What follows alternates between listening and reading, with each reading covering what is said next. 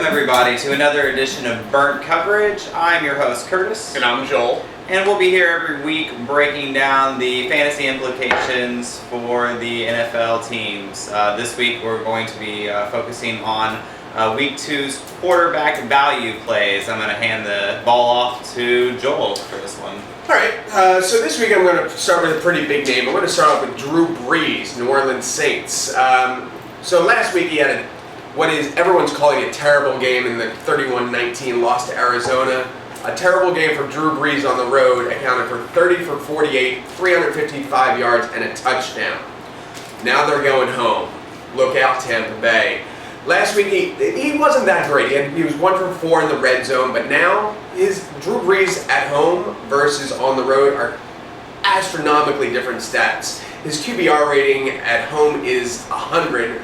As opposed to being away, it's 91. And in 101 home games, he's got 227 touchdowns. This is the week against a terrible, let me say that again, a terrible Tampa Bay Buccaneers team. Drew Brees is going to go off, and they're going to start early and hard, and they will not stop. So look for Drew Brees to have a huge game. Thanks for really stressing the terrible there for me. Oh, did I stress that? I didn't even notice. Yeah. I have a quarterback that I like this week, and surprise, it's the same one I liked week 1. It's Carson Palmer. Stick with what works. Yeah, exactly. He had 300 yards and 3 touchdowns last week with no interceptions, and he wasn't even sacked. One of the maybe better things for his fantasy outlook is that Andre Ellington won't be playing this week, and that means their star running back is a broken down Chris Johnson.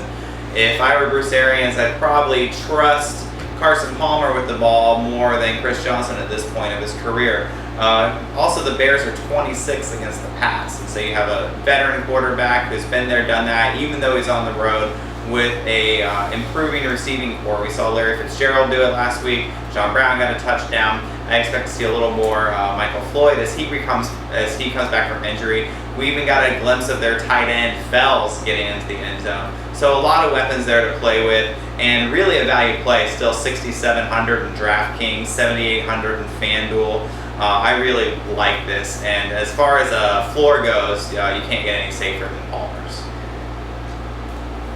All right, I'll move on to Ben Roethlisberger playing at home against the San Francisco 49ers. Now, the Niners did have a good game last week against the Minnesota Vikings, but I think last week with Niners, I think that was more about how maybe not ready for prime time the Vikings are as opposed to how good the Niners are. I think the Niners are not a great team.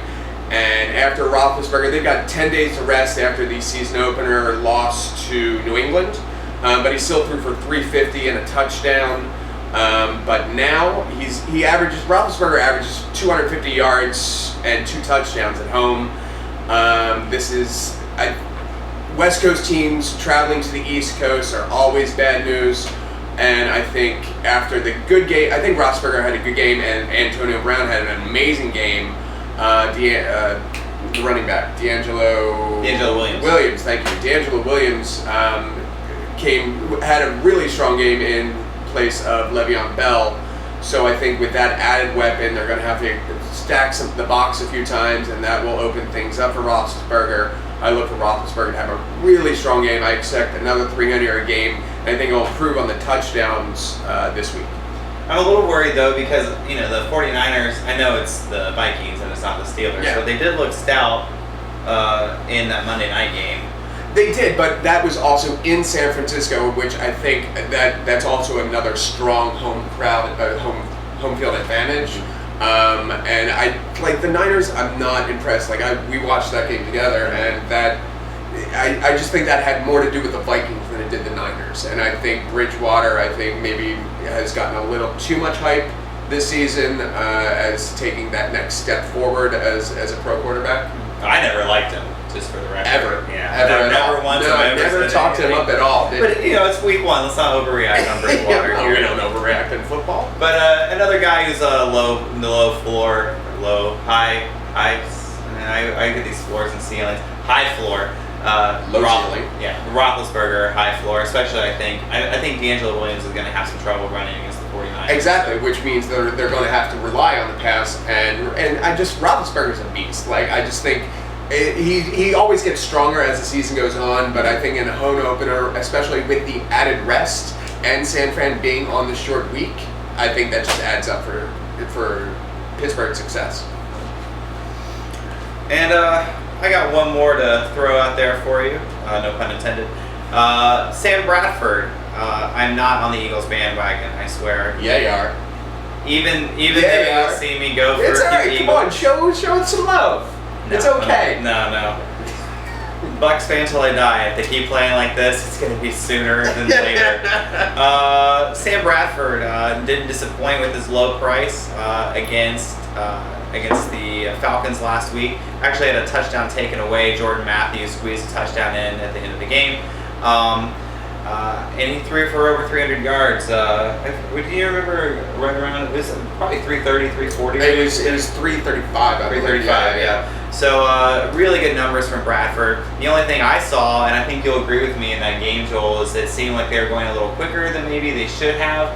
I think the Eagles' fast-paced style is really going to pay off for them. But I think Bradford just isn't as comfortable, maybe hasn't got the reps yet. Well, it had been over 600 days since Sam Bradford played a regular season game, and with the new offense, I think he is the consummate professional. But I think there were a bit of nerves and jitters getting used to it and just getting the flow of the crowd and the game in. So I mean that was evident, but in the second half it was a tale of two halves. We said that how many times watching that game. Exactly. The second half, Bradford was on fire. Yeah. Looked very poised, confident. And like you said, that touchdown to Jordan Matthews with the help of the pylon cam. If Chip Kelly had challenged it, It's true. we're looking at Joel having won some money, but. And I had money taken away from me from that touchdown. So live and learn fantasy. But yeah, I do like Bradford this week. A lot of positive things coming out of this. Jordan Matthews has emerged as a number one talent at wide receiver. We might talk about him in another segment if you want to check that out. Also, we've seen a lot from Zach Ertz. They're getting contributions from their running backs in the passing game. I think a big thing with Sproles this week. I expect all that to be the same. I know it is the revenge of DeMarco Murray game, but if you're Dallas, you're going to do everything you can to stop DeMarco Murray. So I expect them to be trying to stop the run a little bit more than the pass. It'll open up a few things for Bradford. And just another guy for a low price. We got $6,900 in DraftKings, $7,500 in FanDuel. Could really pay off for you with that high floor. Yeah, and while I don't expect him to throw it 52 times again, I still expect Chip Kelly wants a running offense, but I still think he's going to throw it 40 times. Even 40 times in that offense will lead to crazy numbers. Yeah. Awesome. Well, thanks for joining us with our quarterback picks for week 2. I'm your host, Burnt. And I'm Coverage. And we'll see you next week.